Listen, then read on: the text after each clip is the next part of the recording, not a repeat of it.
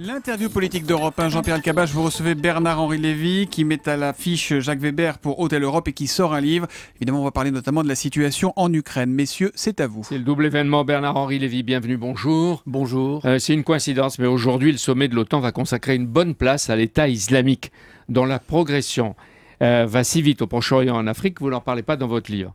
2 journalistes décapités, un 3e menacé, le monde y compris les musulmans révulsés. Est-ce que cette fois, il faut vraiment, tous ensemble, s'il faut une coalition, détruire l'État d'al-Baghdadi? Écoutez, d'abord c'est un sommet d'horreur, ça tout le monde l'a dit. Les derniers à avoir fait ça, c'était les nazis en 1944 quand ils décapitaient à la hache les gens qui avaient fait le complot contre Hitler. Les dernières scènes de ce genre qu'on ait eues, c'est ça.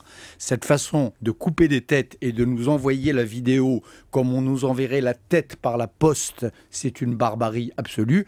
Et ça, il faut l'arrêter. Il y a 12 ans, vous aviez enquêté sur l'Américain Daniel Pearl, décapité lui au Pakistan. Oui. Pourquoi cet usage sadique de cette erreur qui, en plus, comme vous dites, filmé? Premièrement, parce que ça nous fait horreur. Mais ceux qui font ça pensent qu'il y a client pour ça. C'est-à-dire c'est une arme de propagande. À l'époque où j'écrivais le livre sur Daniel Pearl, je voyais à Karachi, à Islamabad, des vidéos de la décapitation de Daniel Pearl en vente sur les marchés. Et il y avait clients, il y avait acheteurs. Donc c'est une arme de propagande. Et puis, c'est une espèce de défi qu'il nous adresse. Voyez ce que vous ne voulez pas voir. Voyez ce que vous ne pouvez pas voir. Cette façon de nous forcer à voir l'intolérable. Alors pour vous, ces bourreaux, cagoulés, cruels, en noir, représentent en quelque sorte le mal du 21e siècle. Vous les appelez le fascisme ou le fascisme islamiste? Ça fait 10 ou 15 ans que je dis cela. Je les appelle les fascistes islamistes. C'est le 3e fascisme. Il y a eu en effet les nazis, il y a eu les staliniens, et il y a aujourd'hui ça. C'est-à-dire ces bourreaux qui déshumanisent qui les vident de leur humanité en même temps qu'ils les vident de leur sang. Et ça, je crois qu'il n'y a pas de quartier et qu'il faut en effet une coalition internationale pour en venir à bout. Avec coalition internationale, c'est vraiment international. Avec les États arabes. Et avec probablement en première ligne les États arabes, pour 2 raisons. La première, parce qu'ils sont en première ligne, tout de même. Et la deuxième, c'est parce qu'ils ont joué avec le feu. Les Saoudiens, nos amis les Qataris et quelques autres ont quand même joué avec le feu de cet islamisme radical qui est en train de leur revenir dans la figure. Alors, et vous dites à Barack Obama d'arrêter de dire dans ses déclarations qu'il est indécis, qu'il n'a pas de stratégie, même s'il va faire quelques bombardements, et que là, la France s'y associe à cette coalition, avec ou sans l'accord des Nations Unies, et qu'on aille taper, même en Syrie, sur l'État islamique. Écoutez, Obama, ça c'est ce que dit à un moment donné le personnage de la pièce de Hôtel Europe, c'est la grande déception du moment.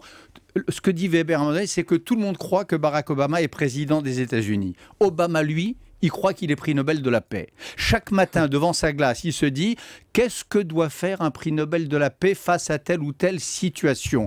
Donc c'est un homme qui, depuis ce fameux prix Nobel, c'est ça ma thèse, ne prend plus ses responsabilités. Et pour moi, et pour beaucoup, pour tous ceux qui l'ont tellement porté au pinacle, c'est une immense déception. Ouais, la France, avec François Hollande, devrait, eux, participer avec les Anglais et d'autres à cette coalition. Et Hollande a dit qu'il y était prêt, d'ailleurs. Dans votre livre, vous n'évoquez pas, Bernard-Henri Lévy, la Libye. C'est un lointain souvenir. Parce que le pays débarrassé de Kadhafi est devenu un foyer de trafiquants, de chefs terroristes. Est-ce que vous êtes sans regret, vraiment? Va vite. Je suis totalement sans regret, parce que l'endroit où on n'est pas intervenu, qui est la Syrie, la Libye, on est intervenu, il y a le chaos, on voit le résultat. Et il y a les tribus. On voit le résultat. L'endroit où on n'est pas intervenu, la Syrie, où on n'est pas intervenu, c'est bien pire.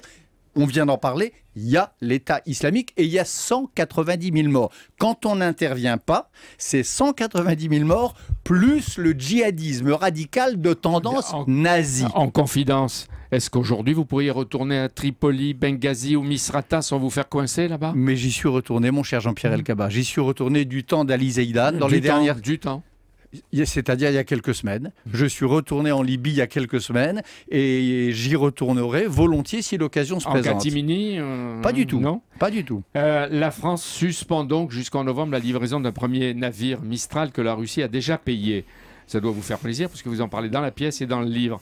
Pourquoi céder à la pression des Américains, des Britanniques et des Allemands qui, eux, continuent à négocier, à vendre des armes? Attendez, on cède à la pression de l'honneur. Comment voulez-vous? Cette affaire de Mistral, qui était une histoire engagée avant François Hollande, en temps de guerre, face à un Poutine qui est en train de dépecer l'Ukraine, face à un Poutine qui est en train de pointer son revolver militaire sur l'Europe en tant que telle, on allait lui livrer des porte-hélicoptères de guerre. C'était indécent. Le président Hollande a pris hier une sage décision dont personnellement je me félicite. C'est vous qui allez payer pour l'image de la France qui se dégrade, pour la croissance, pour les emplois. C'est vous qui allez payer les indemnités? Eh bien, écoutez, c'est plus quoi.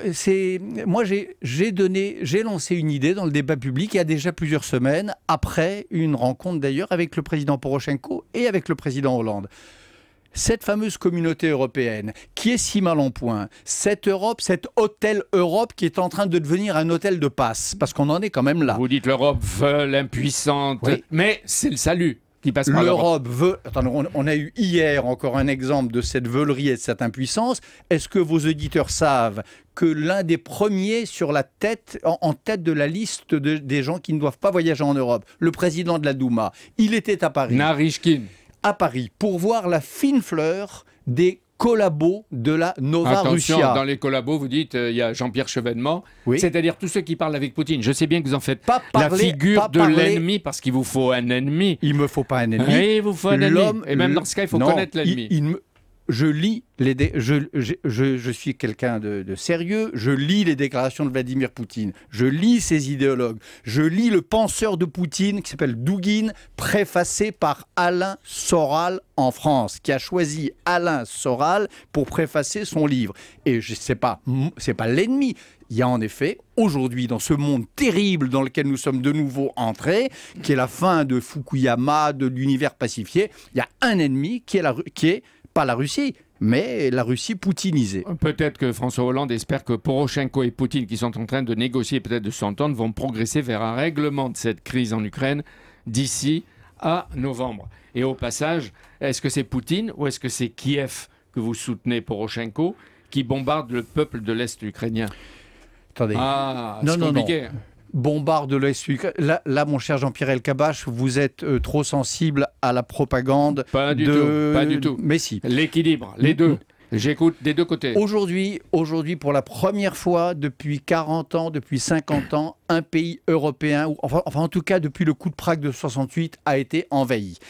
Moi j'écoute les mères des soldats russes. Il y a 10 000 soldats russes, longtemps à couvert, maintenant à visage découvert, qui sont à la manœuvre en Ukraine, qui ont violé un État souverain et qui sont en train de le dépecer. C'est ça la réalité. Je suis juif, français, c'est en Europe que j'aurai à accomplir ou non mon destin de juif d'homme. Pourquoi vous ressentez les menaces en ce moment? Pourquoi vous insistez sur le fait de votre judéité ou de votre judaïsme?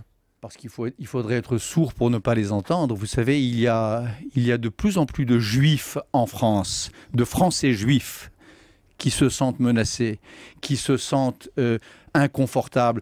Entendre dans les rues de Paris des manifestations où on dit « mort aux juifs ». Nous sommes un certain nombre à avoir été éberlués. Nous sommes un certain nombre à ne pas en avoir cru nos oreilles. Face à ça... Vous avez vu le sondage IFOP?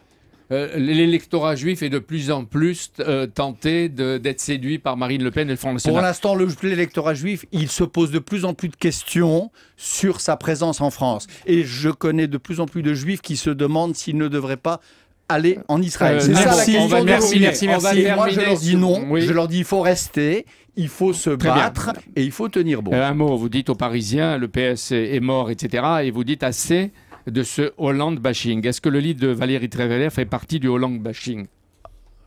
Bien sûr. Enfin, il est au-delà du Hollande bashing, c'est le coup de grâce. Ce livre, il y a deux choses. Ce livre est une mauvaise action, ce livre est d'une vulgarité insoutenable, et je trouve que la façon dont le système, dont la presse s'en est emparée, à la veille du sommet sur l'Ukraine, au moment de l'État islamique, avec les 3 millions et quelques de chômeurs. Depuis hier, il n'y a qu'un événement, c'est le livre de cette femme dont les affres sentimentales ne devraient pas nous intéresser. Moi, personnellement, je l'ai lu hier, parce que je savais que je voyais ce matin, je me disais bien que vous alliez me poser une question. Rapide. Mais ça ne m'intéresse pas.